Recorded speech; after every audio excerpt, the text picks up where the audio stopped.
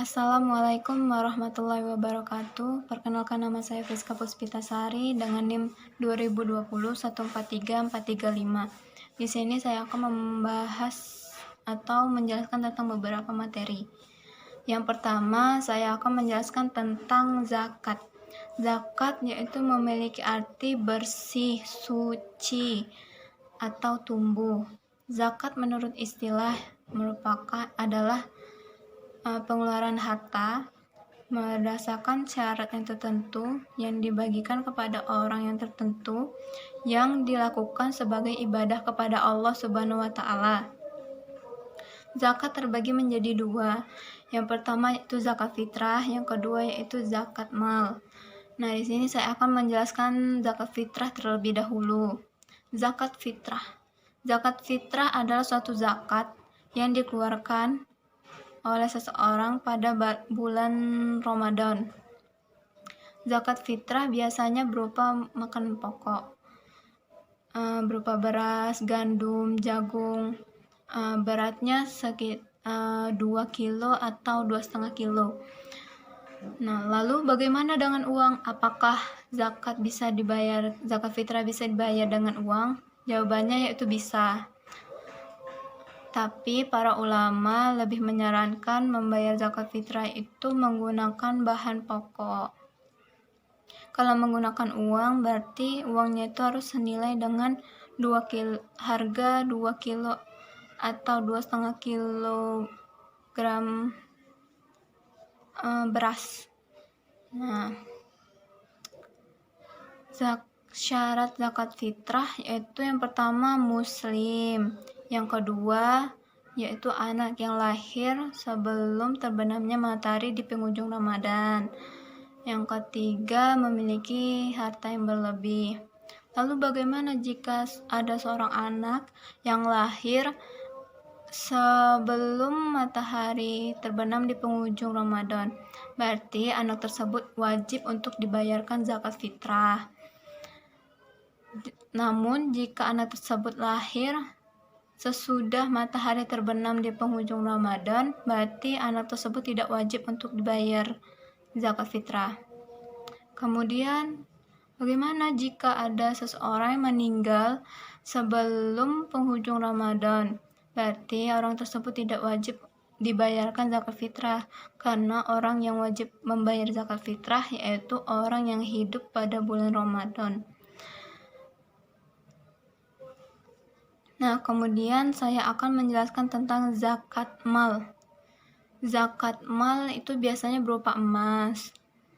Zakat mal merupakan suatu harta yang disimpan selama 1 tahun yang memenuhi nisab seberat 85 gram. Kalau disukukan itu sekitar 14 suku.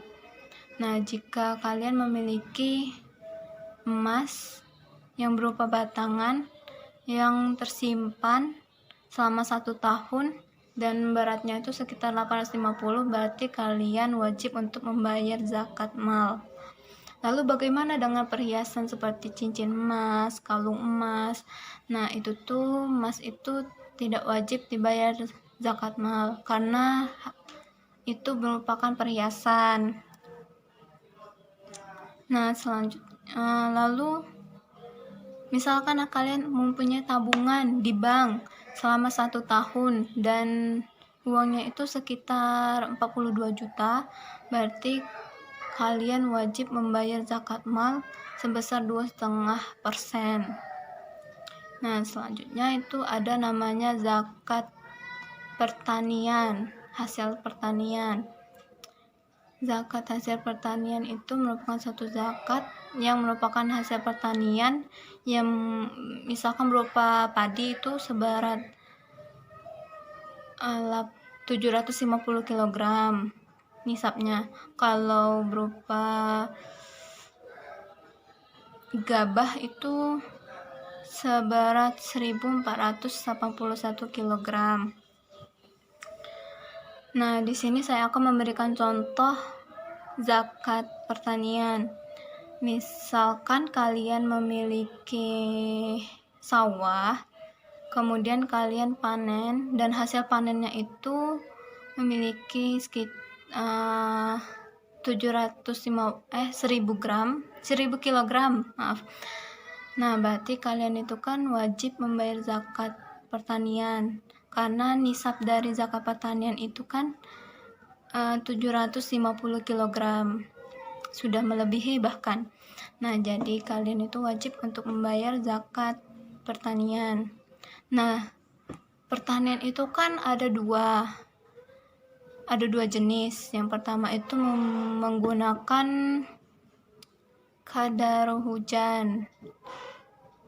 tadahan hujan. Nah, yang kedua itu menggunakan irigasi. Nah, kalau menggunakan tadahan hujan itu zakatnya itu sebesar 10% dari hasil pertanian. Kalau yang menggunakan irigasi itu hanya 5% dari hasil pertanian. Jadi kalau menggunakan tanda hujan tadi berarti 1000 kg dikali 10%, berarti zakat yang harus dikeluarkan sekitar 100 kg. Nah, kalau yang menggunakan irigasi kan 5%, berarti 1000 kg dikali 5% jadinya 50 kg. Lalu bagaimana apakah zakat pertanian itu harus menunggu 1 tahun?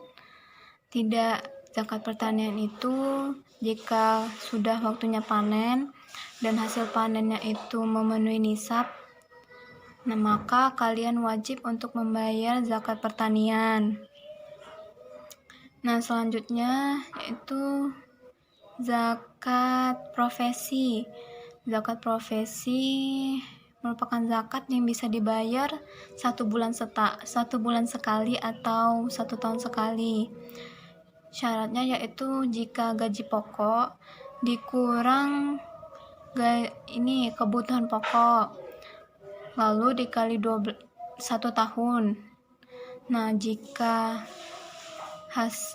gaji kalian sekitar 42 juta dalam 1 tahun, maka kalian wajib untuk membayar zakat. Bisa dibayar 1 bulan sekali, misalkan gajinya 4 juta, sudah dikurang kebutuhan pokok dan lain-lain. Nah, kemudian dikali 2,5%.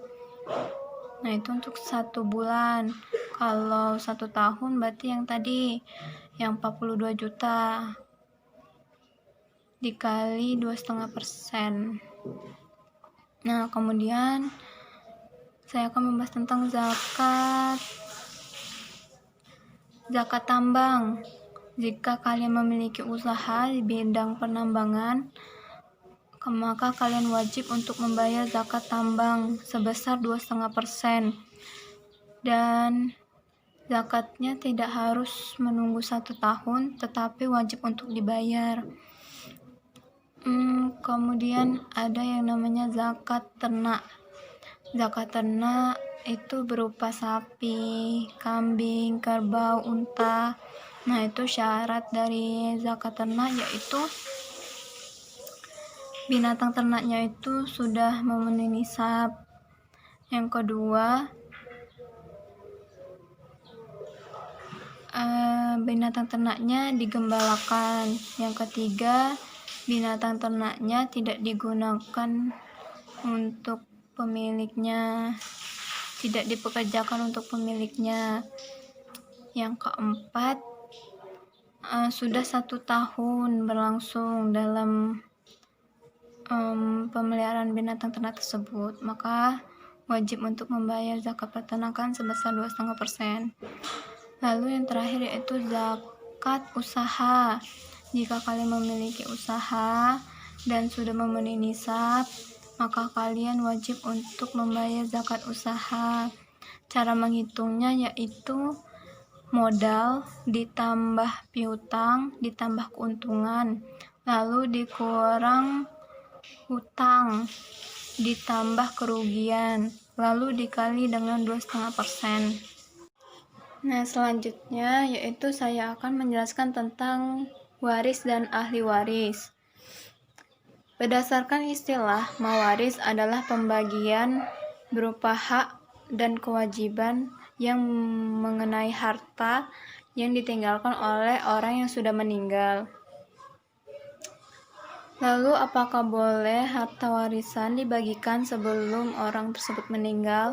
Jawabannya tidak boleh, karena warisan itu merupakan suatu harta yang dibagikan ketika orang tersebut sudah meninggal. Jadi harta tersebut bisa dibagikan ketika orang tersebut sudah meninggal. Oke. Nah, selanjutnya, siapa saja sih orang yang berhak mendapatkan harta warisan tersebut? Yang pertama yaitu nasab, orang yang memiliki hubungan darah dengan orang yang sudah meninggal tersebut. Yang kedua yaitu musyawarah, yaitu orang yang memiliki hubungan pernikahan dengan orang yang sudah meninggal tersebut. Contohnya seperti suami dan istri. Kemudian yang ketiga yaitu orang yang memerdekakan budak. Yang keempat itu hubungan sesama umat muslim. Jika orang yang meninggal tersebut sudah tidak memiliki saudara ataupun kerabat yang telah diatur dalam syariat. Lalu kemudian ada orang-orang yang tidak boleh mendapatkan harta warisan. Siapa saja? Yaitu yang pertama yaitu pembunuh pewaris. Yang kedua, orang yang murtad atau keluar dari agama Islam. Yang ketiga, orang yang tidak seagama dengan orang yang sudah meninggal tersebut. Yang keempat, anak yang lahir di luar pernikahan. Lalu apakah anak angkat mendapatkan harta warisan tersebut? Sebenarnya anak angkat itu tidak mendapatkan harta warisan, tetapi jika orang yang telah meninggal tersebut telah mewasiatkan sebagian hartanya untuk anak tersebut, maka anak tersebut berhak mendapatkannya karena telah diwasiatkan oleh yang telah meninggal tersebut.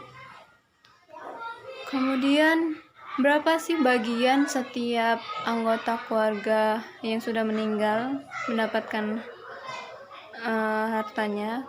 Kalau yang meninggal itu suami dan yang meninggalkan istri, jika istrinya tersebut tidak memiliki anak, maka ia berhak mendapatkan 1/4 dari hartanya.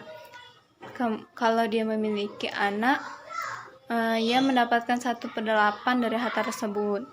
Kalau yang meninggal itu istri dan meninggalkan seorang suami, maka jika suaminya tersebut tidak memiliki anak, maka ia berhak mendapatkan setengah dari harta tersebut. Jika ia memiliki anak, maka ia berhak mendapatkan 1/4 dari harta tersebut. Kemudian anak perempuan. Anak perempuan itu berhak mendapatkan setengah dari anak laki-laki, sedangkan anak laki-laki berhak mendapatkan 2 kali lipat dari anak perempuan. Kemudian jika yang meninggal tersebut meninggalkan ayah dan ibu, ibunya itu berhak mendapatkan 1/3 bagian dan ayahnya berhak mendapatkan 2/3 bagian. Dan jika ia memiliki nenek, maka neneknya tersebut berhak mendapatkan 1/6 bagian dari harta tersebut. Ada beberapa hal yang perlu diperhatikan sebelum pembagian harta dilakukan. Yang pertama, lihat terlebih dahulu apakah orang tersebut memiliki hutang piutang. Jika ada, maka lebih baik dibayarkan terlebih dahulu. Yang kedua, biaya rumah sakit. Jika orang tersebut memiliki pernah dirawat atau pengobatannya belum dibayar, sebaiknya dibayar terlebih dahulu. Yang ketiga, itu wasiat. Misalkan dia pernah mewasiatkan suatu hal, nah wasiatnya tersebut harus dipenuhi terlebih dahulu. Nah selanjutnya yang keempat, biaya pemakaman atau biaya jenazah seperti kain kafan, tanah kuburan, dan lain-lainnya itu dibayar terlebih dahulu. Jika 4 ini sudah dilakukan, maka harta tersebut boleh dibagikan menurut bagian-bagian yang telah disyariatkan oleh Islam. Kemudian saya akan memberikan suatu contoh bagaimana cara membagikan harta wasiat.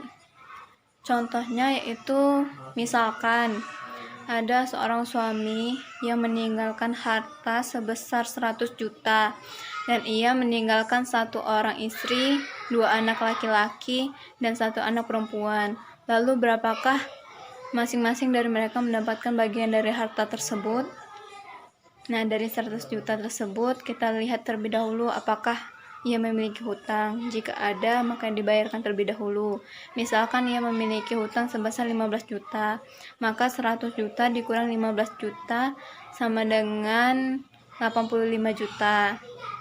Nah, sudah hutang kan? Kalau misalkan dikurang biaya pengobatan rumah sakit. Biaya pengobatan contohnya 10 juta. Jadi 85 juta dikurang 10 juta sama dengan 75 juta. Nah, 75 juta tadi kemudian dikurangkan biaya pemakaman. Biaya pemakamannya itu misalkan 5 juta. Jadi 70 juta sisanya. Nah, 70 juta tadi baru boleh dibagikan kepada istri dan anak-anaknya tadi. Karena istrinya memiliki anak, maka istrinya tersebut berhak mendapatkan sebesar 1/8 dari harta tersebut. Jadi 70 juta dikali 1/8 sama dengan 8.750.000. Nah, kemudian 70 juta dikurang 8.750. Hasilnya yaitu 61.250.000. Nah, 61.250.000 itulah yang akan dibagikan 3 orang anak tersebut. Nah, caranya anak laki-laki kan 2 dikali 2 sama dengan 4. Kemudian anak perempuan 1 dikali 1 sama dengan 1. Jadi 4 ditambah 1 sama dengan 5. 61.250 tadi dibagi 5 untuk bagian anak perempuan. Hasilnya itu 12.250. Nah, kalau untuk anak laki-laki, karena anak laki-laki mendapat bagian 2 kali lipat dari anak perempuan, maka 12.250 dikali 2. Jadinya 24.500. Itu untuk anak laki-laki. Baiklah, selanjutnya saya akan menjelaskan tentang akhlak. Akhlak bisa diartikan sebagai sikap, perilaku, ataupun tabiat seseorang. Akhlak berbeda dengan etika dan moral. Kalau standar akhlak itu bersifat universal atau pribadi, jadi sifatnya biasanya mutlak. Sedangkan moral dan etika itu bersifat relatif. Contoh akhlak dan moral dan etika dalam kehidupan sehari-hari. Contoh akhlak kepada Allah, yaitu beribadah kepadanya, menjalankan segala perintahnya dan menjauhi segala larangannya. Contoh moral dan etika dalam kehidupan sehari-hari, yaitu seperti etika berbicara, etika bertamu, etika makan dan minum, dan sebagainya. Akhlak terbagi menjadi 3, yaitu akhlak kepada manusia, akhlak kepada Allah, akhlak kepada manusia, dan akhlak kepada lingkungan hidup. Akhlak kepada Allah, contohnya itu menjalankan segala perintahnya dan menjauhi segala larangannya. Yang kedua, berusaha mencari ridhonya. Yang ketiga, memohon ampun kepadanya. Yang keempat, mencintai Allah lebih dari apapun yang di dunia ini. Akhlak kepada makhluk hidup. Yang pertama, akhlak kepada manusia, yaitu pertama, mencintai Rasulullah dengan tulus dan ikhlas.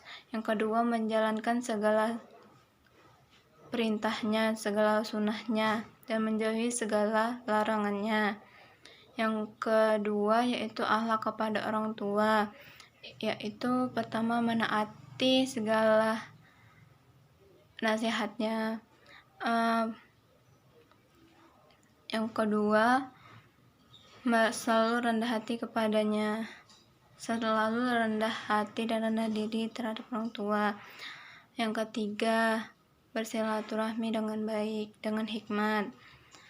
Kemudian akhlak terhadap tetangga, itu saling mengunjungi, saling menghormati, saling memberi. Kemudian akhlak terhadap diri sendiri, yaitu menjaga kesucian diri, jujur, malu untuk berbuat jahat, menutup aurat. Kemudian akhlak terhadap masyarakat, yaitu mematuhi norma-norma yang ada, menjaga ketentraman di lingkungan antara bermasyarakat, selalu mementingkan bermusyawarah untuk mengambil keputusan, menghormati keputusan yang sudah diambil secara bersama-sama. Selanjutnya yaitu akhlak terhadap lingkungan hidup. Yang pertama, melestarikan lingkungan sekitar. Yang kedua, memanfaatkan dan melestarikan lingkungan sekitar. Baiklah, materi yang selanjutnya yang saya akan jelaskan yaitu tentang takwa. Takwa adalah suatu sikap atau mental yang selalu waspada, yang menjaga dirinya dari suatu perbuatan dosa ataupun noda, yang selalu berusaha berbuat baik dan benar, dan pantang untuk membuat satu kejahatan terhadap orang lain, diri sendiri maupun lingkungan. Takwa memiliki ciri-ciri yang telah disebutkan dalam Al-Quran pada surat Al-Baqarah ayat 2-5, di mana orang-orang yang bertakwa memiliki ciri-ciri sebagai berikut. Yang pertama, beriman kepada yang gaib. Yang kedua, mendirikan sholat. Yang ketiga, menafkahkan sebagian rezekinya yang diberikan oleh Allah. Yang keempat, meyakini hari kiamat. Kemudian, adapun ruang lingkup dari takwa. Ruang lingkup dari takwa yaitu yang pertama, hubungan antara manusia dan Allah. Yang kedua, hubungan manusia dengan dirinya sendiri. Yang ketiga, hubungan manusia dengan sesama manusia. Yang keempat, hubungan manusia dengan ruang lingkup. Hubungan manusia dengan Allah yaitu suatu hubungan yang mengatur tentang cara kita bertakwa kepada Allah, di mana kita harus menjalankan segala perintahnya dan menjauhi segala larangannya. Hubungan manusia dengan diri sendiri, contohnya yaitu seperti tawakal, berserah diri, dan ikhlas. Selanjutnya yaitu hubungan manusia dengan sesama manusia, di mana kita harus saling menghormati antara satu dengan yang lain, selalu saling menjaga, saling berbuat baik, dan saling menjaga silaturahmi.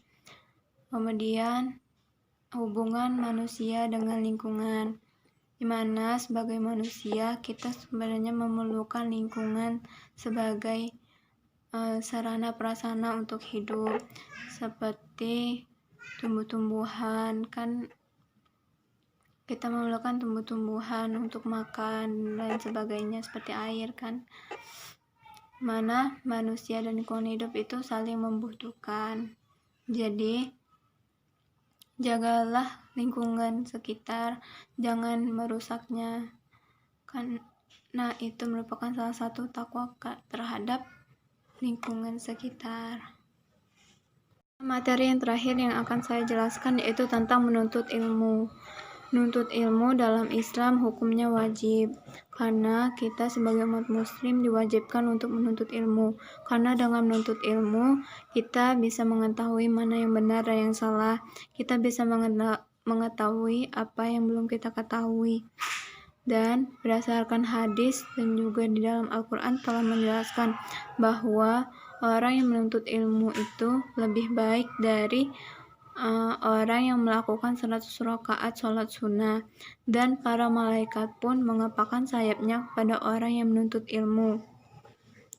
Kedudukan ilmu dalam Islam yaitu berupa wahyu dan akal, di mana kedua ini merupakan hal yang penting dalam Islam, karena dua hal inilah yang membedakan manusia dengan makhluk lainnya, dan karena dua hal inilah yang membuat manusia menjadi orang yang bertakwa dan beriman,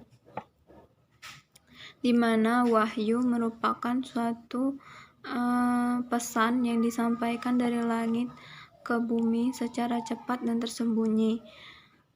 Wahyu disampaikan pada orang yang tertentu, yang menyampaikan tentang suatu informasi yang tertentu,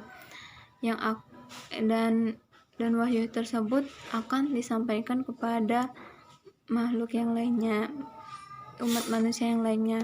Sedangkan akal merupakan suatu kelebihan yang diberikan oleh Allah Subhanahu wa Ta'ala kepada manusia, di mana dengan adanya akal pada manusia, manusia bisa membedakan antara yang benar dan yang salah, di mana yang salah akan tetap salah dan yang benar tetap benar. Dan karena dengan akal lah manusia bisa berpikir dengan jernih dan lebih baik, dan menganalisa permasalahan dengan baik, dan mencari jalan keluar dengan baik. Menuntut ilmu sangatlah penting, karena dengan ilmulah menyempurnakan keimanan dari manusia tersebut. Sekian penjelasan dari saya, kurang dan lebihnya saya mohon maaf. Wabillahi taufiq wal hidayah. Wassalamualaikum warahmatullahi wabarakatuh.